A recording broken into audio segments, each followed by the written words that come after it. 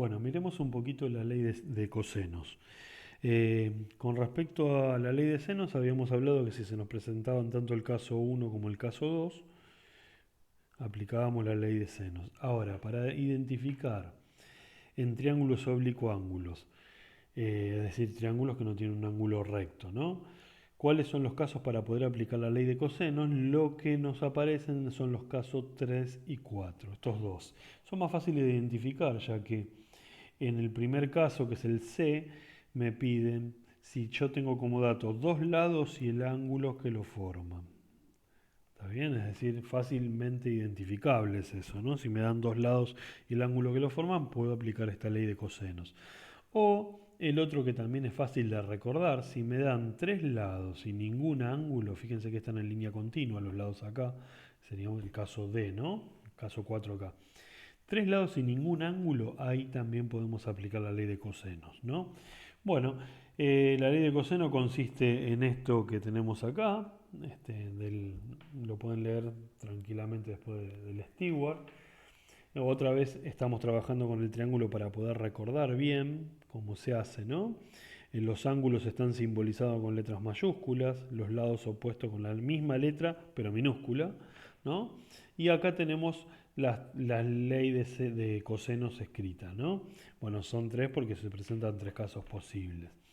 A ver, para que quede más o menos claro cómo se resuelve un triángulo o algún dato de un triángulo utilizando esta ley. A ver, hagamos el problema, por ejemplo, el 3, que está sugerido también por el libro, donde tengo claramente se ven dos lados, que uno mide 21 y el otro mide 42, y el ángulo que forman esos dos lados. Bien, como vemos acá, la ley de cosenos se empieza a escribir con los lados, ¿no? Si uno mira acá, se empieza a escribir con los lados. El lado opuesto justamente al que tiene el ángulo, es decir, X. Debería empezar a escribirla por ahí. Entonces, digo, X al cuadrado es igual a los otros dos lados al cuadrado, 21 al cuadrado, más 42 al cuadrado, menos 2 por 21 por 42, por el coseno del ángulo opuesto a ese lado, al X, es decir, coseno de 39. Bueno, estas son cuentas. Uno podría aplicar directamente la raíz. Vamos a utilizar solamente lo positivo porque estamos hablando de la longitud de un lado, ¿no? Entonces uno podría hacer esa cuenta.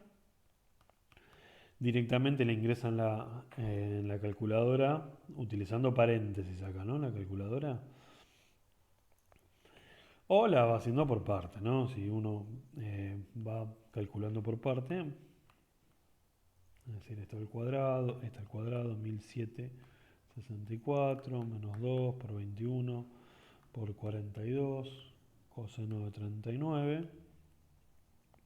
Bueno, esto me queda como la raíz de 834 o 811,45.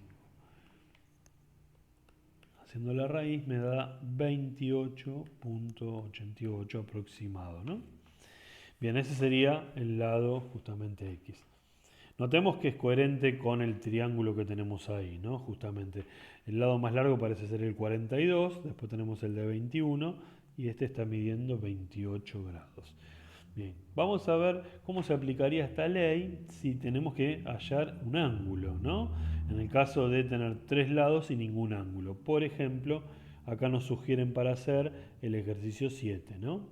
Bueno, ahí arrancaríamos. Yo tengo que hallar el ángulo tita, ¿no? O el ángulo B, como lo quieran ver. Acá al B lo llama tita, ¿no? Tendría que hallar ese ángulo. Entonces, ¿de dónde arranco la ley de cosenos? Desde el lado opuesto a ese ángulo. Entonces yo lo escribo de esta forma. Digo que esto es 37,83 al cuadrado. Y acá van a ir los otros lados. Por lo tanto es 42.15 al cuadrado más 68.01 al cuadrado menos 2 por 42.15 por 68.01 por el coseno de tita, que es el ángulo que tengo que hallar, ¿no? Justamente ese es el que no conozco. Bien, notemos que acá me va a quedar el lado opuesto a ese ángulo siempre, ¿eh? Bueno, acá hay que tener cuidado también con las cuentas, ¿no? Hay que ser cuidadoso con eso. Podemos hacerlos justamente 37,83 al cuadrado. Estos dos pasan restando.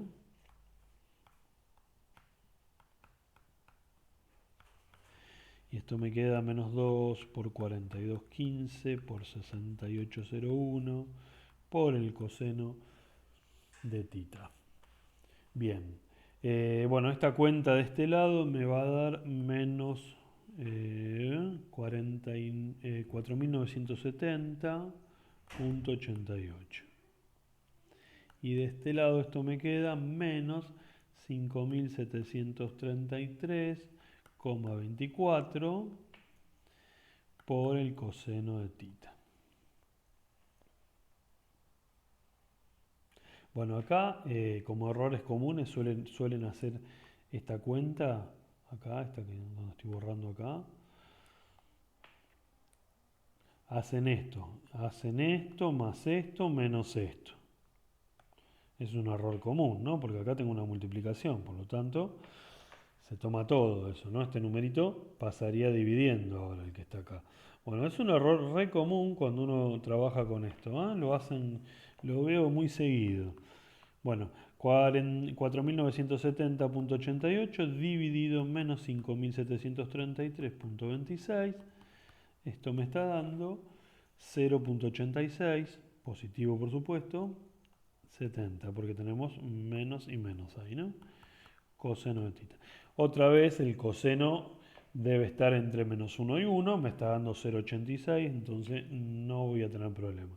Bueno, nuevamente, para calcular el ángulo, aplicamos la inversa en la calculadora, que ya está previamente colocada en el modo de DEC, de ángulos, de grados, digo, grados hexadecimal, y haciendo eso, con la función coseno, me da, es decir, yo en mi calculadora tengo como la inversa shift, coseno, y ahí va el número, ¿no? 0,8670 igual.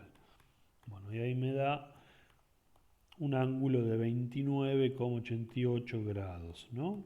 Eso ya es el ángulo, ¿eh? Tita. Tita que a mí me sale como una ola, tita. Bueno, es aproximadamente 30 grados el ángulo ese que tenemos ahí. Bien. Bueno, entonces utilizamos acá la ley de cosenos para calcular un lado o un ángulo, ¿está bien? Bueno, esto lo vamos a tener que modelizar en algún momento en alguna situación problemática, ¿eh? Es decir, hacer el dibujo del triángulo y a partir de ahí aplicar la ley de cosenos. Perfecto.